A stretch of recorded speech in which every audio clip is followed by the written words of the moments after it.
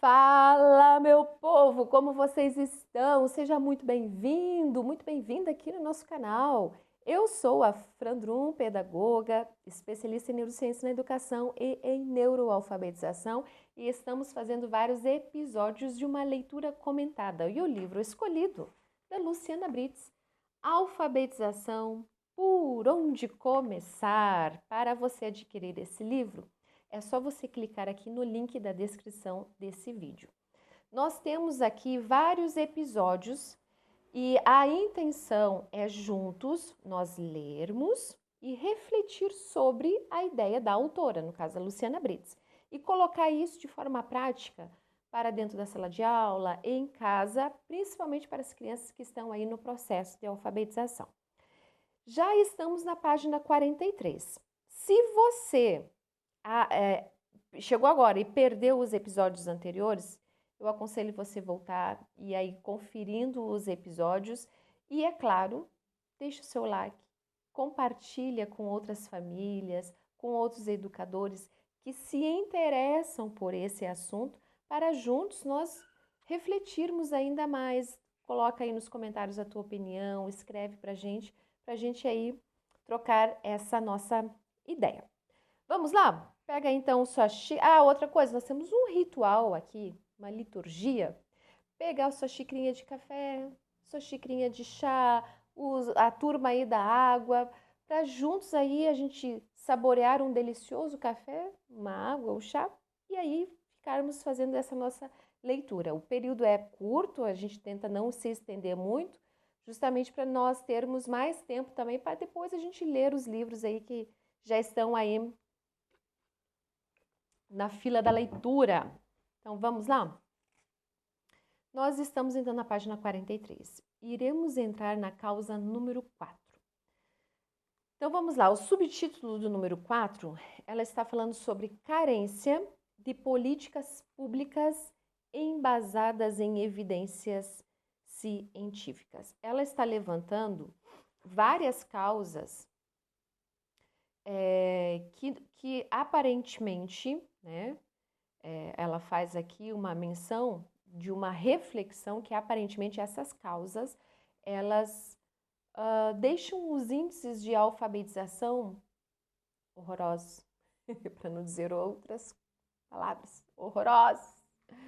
Ai, que nossos índices aqui são alarmantes, não é mesmo? Então ela está falando várias causas. Chegamos na causa número 4. Então vamos lá. O primeiro parágrafo ela começa falando o seguinte: por conta do impacto que a leitura e a escrita causam na escolaridade como um todo, o ideal seria olharmos para a alfabetização de maneira estratégica, não é mesmo? Afinal de contas, a alfabetização é um dos pilares da vida acadêmica de um indivíduo. Então,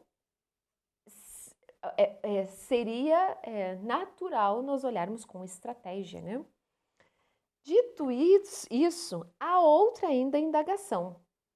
Como você, educador, guia sua prática pedagógica?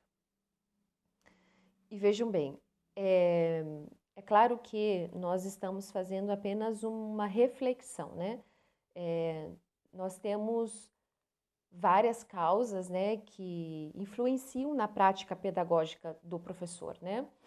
Então, nós temos a instituição, nós temos as políticas, né, que envolvem também as práticas pedagógicas, e nós temos também a pessoa, o educador, né?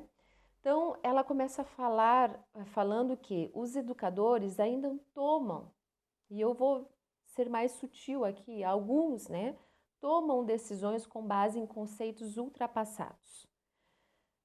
Eu acredito que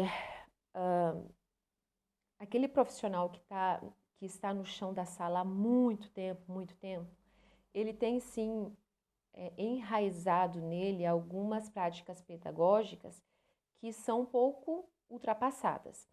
Então, e isso prejudica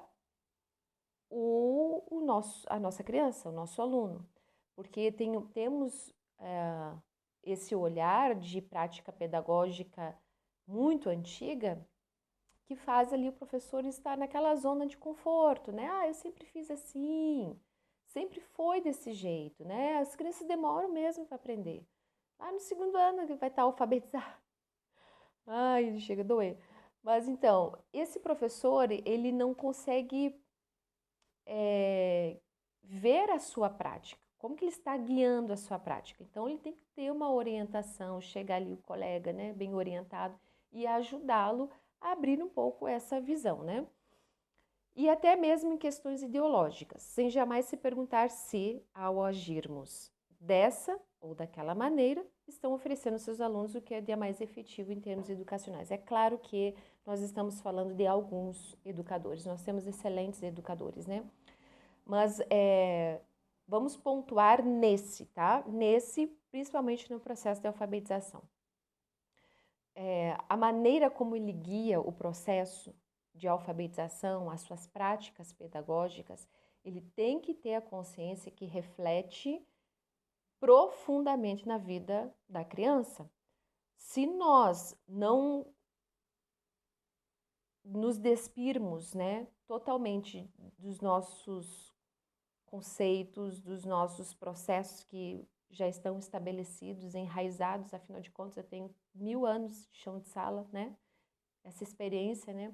Mas será mesmo que toda essa experiência, todo esse chão de sala de aula tem surtido efeito? Está sendo eficiente para alfabetizar as crianças? Esse professor, ele tem que contemplar como que ele está guiando a sua prática pedagógica nessa sala de aula. Está tendo um bom resultado, as crianças estão lendo, está sendo eficiente? Ah, não tá, mas eu tô tem muito tempo, tô trabalhando assim, daqui a pouco eles aprendem. Mas será que a gente não poderia encurtar esse tempo? E aí ela faz uma analogia muito interessante, que o professor, ele é o motorista e os alunos são os passageiros. Então, para conduzir os alunos do ponto A até o ponto B, durante uma excursão, esse professor, ele tem que conhecer o trajeto. E hoje nós temos aí várias tecnologias que nos ajudam a encurtar até mesmo o trajeto. Então, o professor, ele está com o uso de metodologias, com recursos bem atualizados, ajuda inclusive essa criança no processo de alfabetização. A pedagogia está longe de ser uma ciência exata.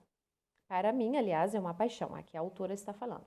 Mesmo assim, não há por que orientarmos nossas atitudes de maneira irracional, sobretudo se considerarmos a influência que elas podem ter na vida de tantos alunos, é o que nós estávamos falando antes. Um conceito bastante difundido, por exemplo, é que cada criança é única.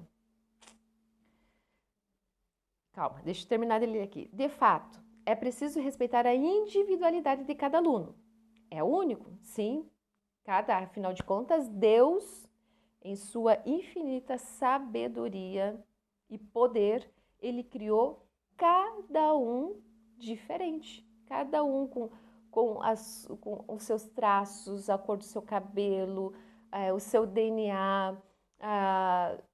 Enfim, Deus criou cada um de uma maneira única. Você é o único aqui nessa terra. E as crianças são únicas. De fato, é preciso respeitar a individualidade de cada aluno, visto que as estratégias não funcionam de uma forma para todos. E aqui entra também ali o processo de ensino, você estimulando os 5 sentidos, né? Então, tem crianças que são sinestésicas, outras são visuais, auditivas. Então, nós temos sim que fazer uso de toda essa estratégia, afinal de contas, as estratégias não funcionam da mesma forma para todos.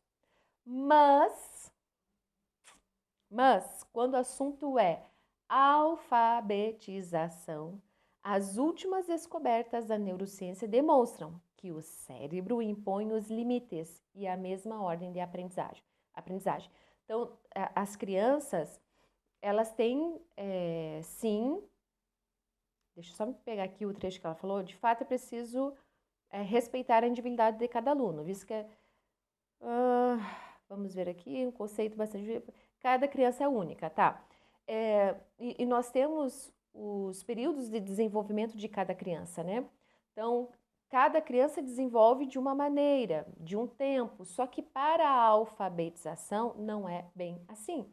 Então, na alfabetização, as últimas descobertas das neurociências demonstram que o cérebro impõe os limites. Inclusive, nós temos um estudo do neurocientista, acho que é Stanislas Dehaene, não vou fechar aqui, bater o martelo, porque pode ser outro neurocientista. Enfim, mas é um estudo de um neurocientista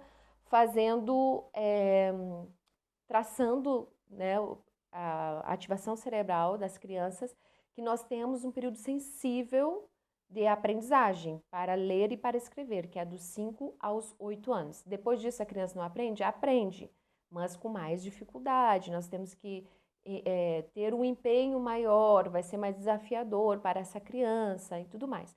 Mas tem sim um período sensível. O cérebro impõe os mesmos limites e a mesma ordem de aprendizagem. Nesse contexto, cada vez mais estudos mostram que a leitura pela via direta, que coloca em paralelo as letras como significado, se torna possível após a automatização da via fonológica. Esse é apenas um dos diversos cenários que sugere que entender como o cérebro da criança aprende faz a diferença na hora de escolhermos políticas públicas mais adequadas às demandas atuais. A resposta, portanto, está na educação baseada em evidências, exigindo que tenhamos um novo olhar sobre a alfabetização, como nós veremos no capítulo 3. Entretanto, existem ainda muitas dúvidas em torno da aplicação direta do conhecimento científico nas salas de aula. Uma das queixas é que os alunos correm o risco de serem tratados como cobaias. Por isso, além de programas como Prática Comprovada em todas as disciplinas, acessíveis a todos os professores, incentivos governamentais são imprescindíveis para que as escolas consigam adotá-los. Temos ainda um longo caminho a percorrer. Ela fez aqui uma estimativa do percentual do investimento público total em educação em relação ao produto interno bruto, de 2005 a 2017. Tem um gráfico aqui, muito interessante, depois você analisa aí. Terminamos, então, as causas. Nós falamos aqui, a Luciana ela pontuou 4 causas. É claro que existem mais causas, né, que influenciam diretamente no ensino e aprendizagem. Mas hoje nós terminamos aqui a leitura comentada na página 46 e iremos então para o novo capítulo, número 3. Então, o nosso próximo vídeo, nossa leitura comentada será novos desafios e novos rumos. Então, nós passamos ali pelas causas, né? É claro que nós temos várias outras causas que influenciam diretamente no ensino e aprendizagem da criança. Se você lembra aí de mais algumas causas, deixa aqui no comentário para a gente também refletir. Certo? Combinado? Então, até o próximo vídeo, iremos entrar para novos desafios e novos rumos. Até mais!